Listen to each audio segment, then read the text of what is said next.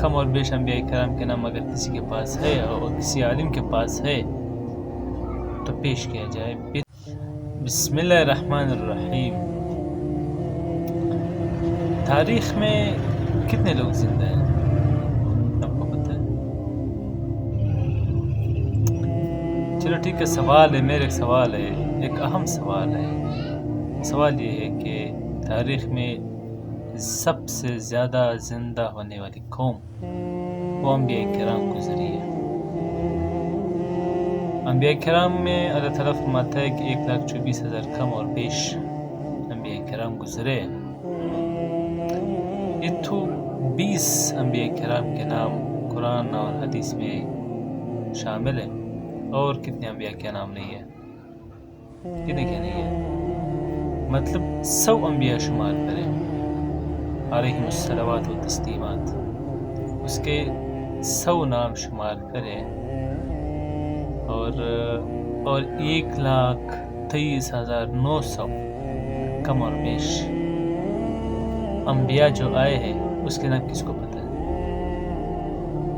تاریخ میں بھی نہیں ہے، ہمارے آنکھوں سے بھی نہیں گزری ہے، میرے سامنے سے نہیں گزری. 1,00,000 کم اور بیش انبیاء کرام کے نام اگر کسی کے پاس ہے اور کسی عالم کے پاس ہے تو پیش کیا جائے. بہترین طریقہ ہے، ہم بھی دیکھ لیں گے، یاد کر لیں گے کہ ماشاءاللہ تمام انبیاء کرام کے نام تاریخ میں لکھا ہوا ہے، پڑھا ہوا ہے. شاید موجودہ دور میں کسی بھی کے پاس نہ ہو، کسی بھی آدمی کے پاس انبیاء کرام کے نام نہ ہو پورا. اچھا، جب یہ اللہ کے مخصوص بندے تھے اس کے نام نہیں ہے تاریخ میں، ہسٹری میں نہیں ہے. پھر ہم کون ہیں؟ پھر ہماری کیا حیثیت ہے؟ پھر ہماری کیا وقار ہے؟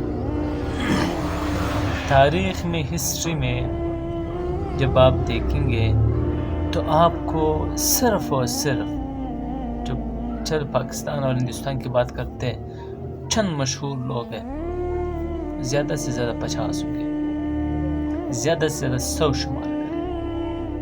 اور کتنوں کو لوگ یاد کرتے ہیں آج تک، کتنوں کو لوگ دعا کرتے ہیں.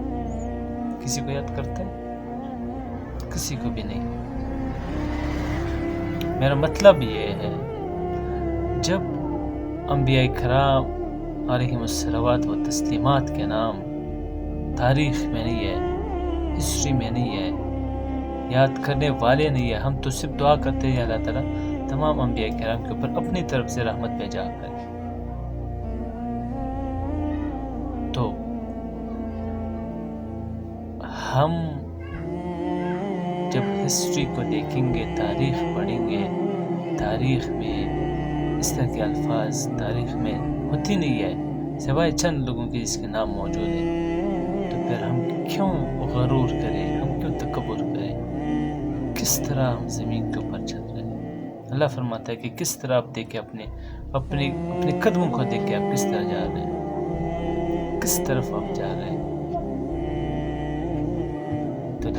تو لہٰذا یہ عارضی زندگی ہے، کوئی کسی کو یاد نہیں کرے گا. خدا کی قسم ہے، آپ کے جتنے قریب سے قریب ترین رشتہ